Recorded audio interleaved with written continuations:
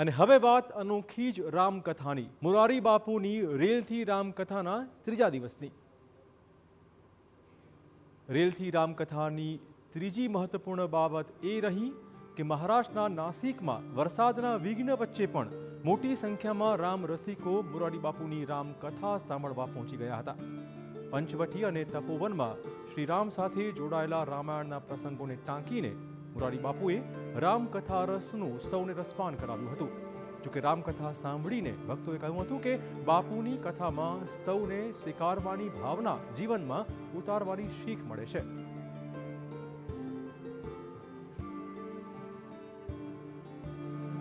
રેલથી રામ યાત્રાનો ત્રીજો પડાવ એટલે નાસિકનું પંચવટી કે જ્યાં તપોભૂમિ પર ચાલી રહી છે અહીં મોરારી બાપુની આ રામકથા અને અહીં પણ મોટી સંખ્યાની અંદર તમામ શ્રોતાગણો આવી પહોંચ્યા છે અને તેઓ અહીં રામકથાના રસનું પાન કરી રહ્યા છે.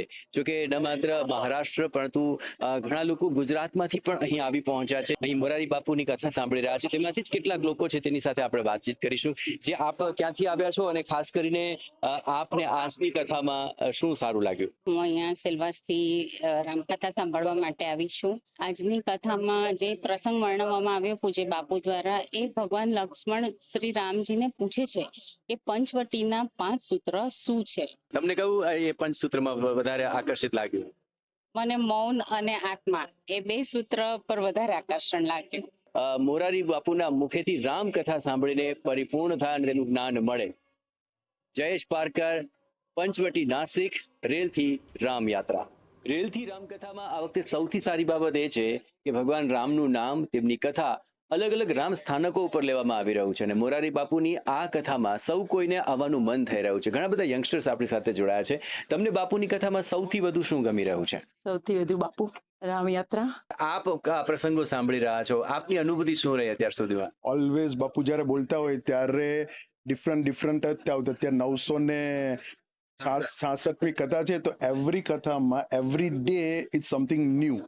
That's what we learn and that is why all the youngster અને એટલે જ તે યંગસ્ટરો અને નવા અમે બધા જોડાવાનું વધારે મન થતું હોય છે. બિલકુલ. તો આપણી લાઈફની ઘણી બધી સમસ્યાઓ હોય છે, શું એનું પણ કોઈ સોલ્યુશન મળતું હોય એવું લાગે છે આપણે? બાપુ ઓલવેઝ કહે છે કે કથા અગર સાંભળશો ધ્યાનથી તો કથામાં જ બધા પ્રશ્નોના ઉત્તર મળી જાય છે. તો ઘણી બધી સમસ્યાથી ઘેરાયેલા છે, તેનો જવાબ પણ અહીંથી મળતો હોય છે. છતાં પણ બાપુ હંમેશા ખૂબ જ લિબરલ રહેતા હોય છે.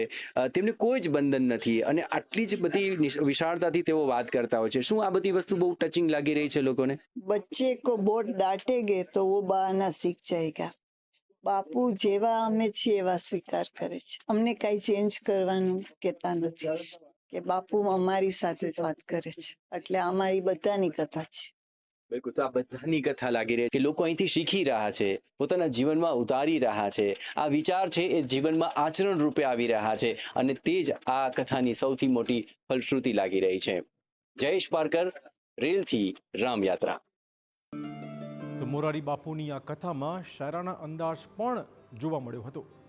વિવાદોથી દૂર રહી જીવન કેવી રીતે જીવવું તે અહીંયા આવીને શીખ્યા હોવાનો મત પણ રામકથા રસિકો જણાવી રહ્યા છે.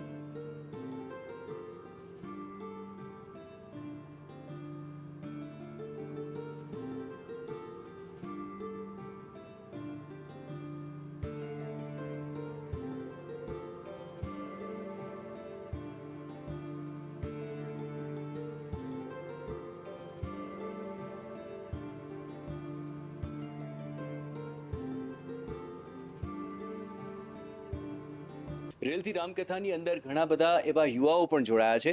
આપણે યુવાઓ પાસેથી પણ જાણવાનો પ્રયત્ન કરીશું કે તેમને મોરારી બાપુની આ રામકથામાંથી આખરે મળ્યું શું અને તેમના જીવનમાં કેટલું પરિવર્તન આવ્યું. જે આપનું નામ શું છે? જાનવી.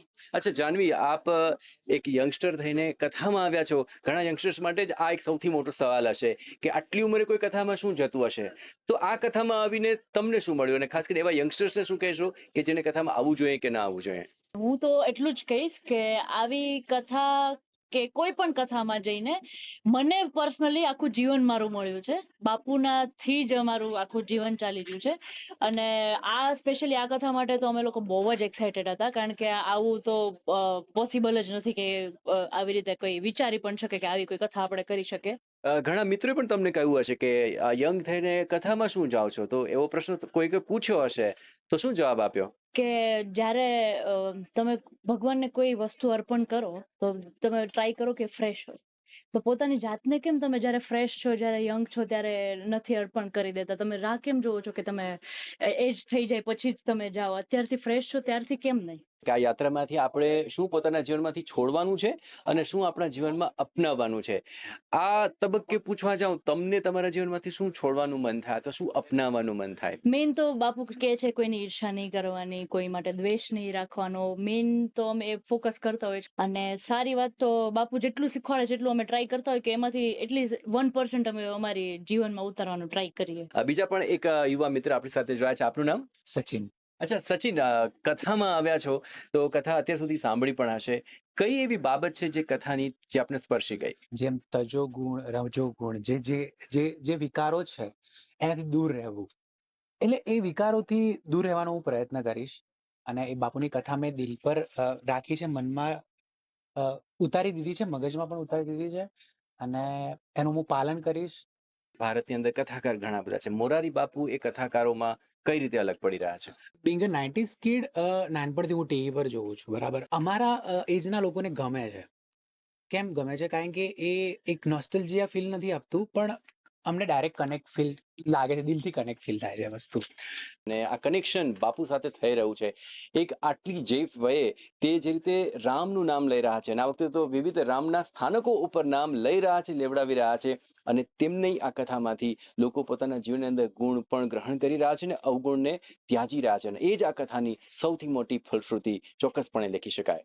જયેશ પારકર, रेल थी राम यात्रा। मैं कॉलेज के समय कॉलेज जब जाता था बस से, तो इंदौर में एक बार कथा बापू की हुई 2013-14 का वो वक्त था।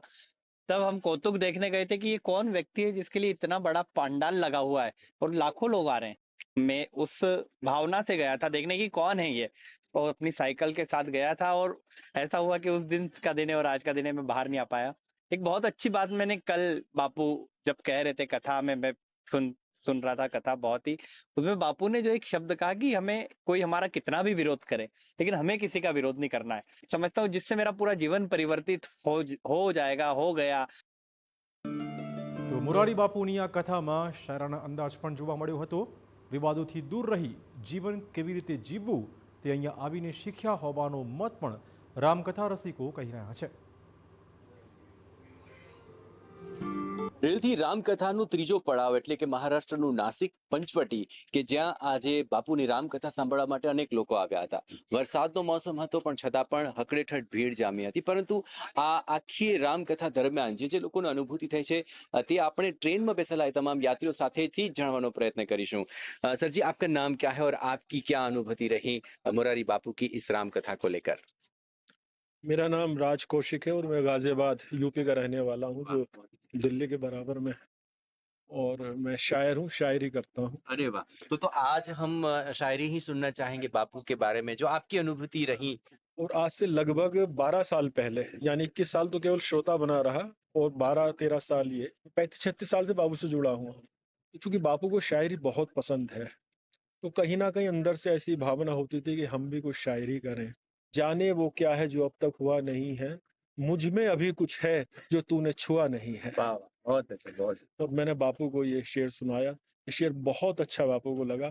और इसके साथ ही जो दूसरा शेर आया उस समय कि उसने देखते ही मुझे दुआओं से भर दिया, मैंने तो अभी सजदा भी उसको किया नहीं है। ये शेर इतना पसंद आया बापू को, बापू ने हर कथा में, देश विदेश की हर कथा में मेरा नाम लेके, और मैं इस तरह से पत्रकारिता से शायरी में आ गया।